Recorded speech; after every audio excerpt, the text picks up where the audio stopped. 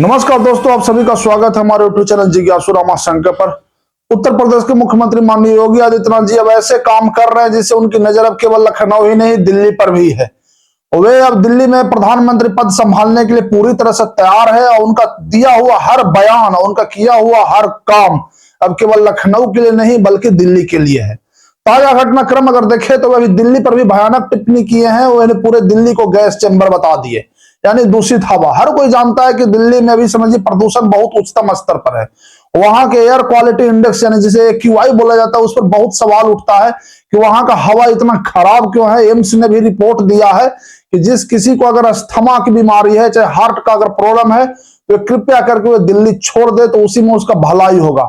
उस पर योगी जी टिप्पणी की है। लक्ष्य योगी जी गोरखपुर में रह करके उस पर टिप्पणी किए हैं और ये बहुत बड़ा बयान माना जा रहा है। लोग इसके समझे कयास खुलेआम लगा रहे हैं कि अब वे लखनऊ नहीं, अब वे दिल्ली की सत्ता संभालने के लिए तैयार हैं।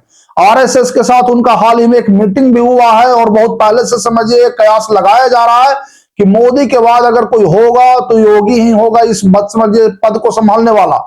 तो योगी जी की तैयारी जो है वो समझिए अब पूरी तरह से प्रधानमंत्री पद के लिए है। उनका दिया हुआ हर बयान, उनका किया हुआ हर काम अब केवल दिल्ली के लिए है। लखनऊ का तो समझिए वे संभाल ही रहे। 2027 का चुनाव वे जीत ही जाएंगे, उनको कोई नहीं रोक रहा है। ज्योतिष लोग भी अब बता रहे हैं कि योगी के कुंडली में प्रधानमंत्री बनना तय है। ऐसा कहा जा रहा है कि हो सकता है 29 से पहले भी जाके योगी जी प्रधानमंत्री पद संभाल लें, पर 29 का अगर जो चुनाव होगा वो पूरी तरह से योगी जी के नेतृत्व में लड़ा जाएगा।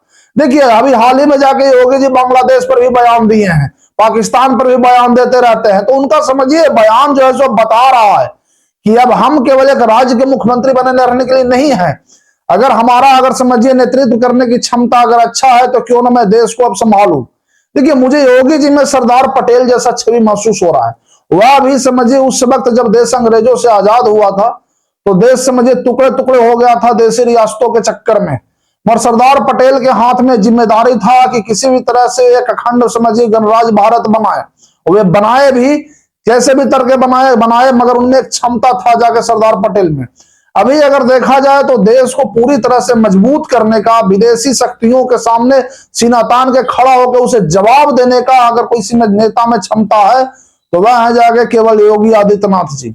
इनका में एक सबसे अच्छा गुण है कि नीच लोगों के साथ, अपराधियों के साथ, आतंकियों के साथ किसी भी प्रकार का डील नहीं करते हैं।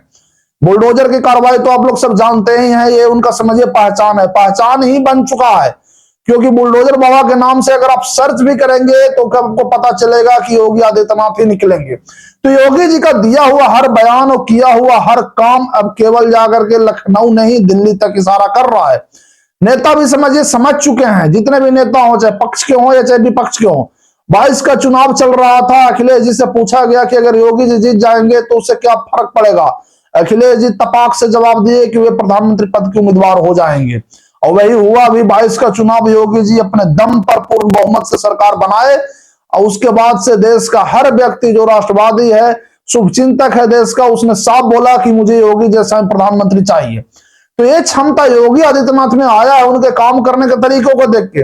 आप अगर पहचानेंगे और जानेंगे तो आपको जरूर पता चलेगा कि योगी आदित्यनाथ जब काम करते हैं तो उसका रिजल्ट की परवाह नहीं करते हैं। क्योंकि योगी आदित्यनाथ जी में काम करने का एक ही तरीका है, बस काम करते जाओ, रिजल्ट की मत सोचो। गीता में भी कहा गया है काम करते जाओ, फल का मत सोचो। तो योगी जी का उसी पर है, वे नफा नुकसान नहीं देखते हैं, खास करके जब चुनाव भी चल रहा है तो पर भी नहीं देखते हैं। उनको इस सबसे कोई मतलब ही नहीं है। सोचिए जाकर के कि दिल्ली में भी अपनी ही पार्टी यानी भाजपा की सरकार है, केंद्र में भी अपनी ही पार्टी भाजपा की सरकार है। दिल्ली के मुख्यमंत्री श्रीमती रेखा गुप्ता है, केंद्र में प्रधानमंत्री श्री नरेंद्र मोदी जी हैं, पर फिर भी जाकर के वे दिल्ली की हवा पर जाकर के बयान देना मतलब साफ इशारा कर रहा है कि अगर भाजपा में भी कुछ नेताओं से अगर नहीं संभला जा रहा है देश की राजधानी तो क्यों न जाकर के मुझे सत्ता दे दो, मैं संभाल लूंगा। ये सारा खुलम खुला होना भी चाहिए, इसमें कोई दो राय नहीं है। मोदी जी भी यही काम किए थे 14 से पहले। वे भी जाकर के समझिए दिल्ली के बारे में अक्सर जाकर के जो भी वहां का खामियां है उसे उजागर करते थे। अच्छी बात है, उजागर करना चाहिए, इसमें मोदी जी भी कोई गलत नहीं थे। पर अब जाकर के योगी जी का जब समय आ रहा है, उनको भी समझिए नेतृत्व संभालना चाहिए। वे खुल करके दिल्ली के हवा पर जो बयान दिए, बहुत बड़ा काम किया, सराहनीय काम है। देश को जब अच्छे नजर से देखा जाए तो उसमें पार्टी का कोई जगह नहीं रहता।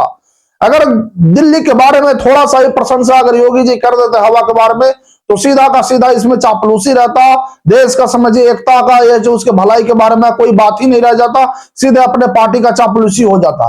पर मैं योगी जी को इस चीज के लिए बधाई दे रहा हूं कि वे अपनी ही पार्टी जहां उसके सत्ता है उसके समझिए काम करने के तरीके, यानी स्वाभाविक है कि उसकी जिम्मेदारी भाजपा को ही लेना होगा जब दिल्ली की हवा खराब है तो, पर फिर भी जाकर के दिल्ली की हवा पर जो बयान दिए हैं बहुत बढ़िया बयान है। और इससे साफ पता चल रहा है कि अगर दिल्ली में वो कोई संभालने वाला बचा है, यानी केंद्रीय स्तर पर प्रधानमंत्री के स्तर पर, तो वे अब सिर्फ योगी आदित्यनाथ जी हैं जो ऐसा संभाल सकते हैं। क्योंकि दिल्ली को जो गैस चैम्बर के रूप में जो बताया जा रहा है ना, ये कोई झूठा नहीं है, सच है।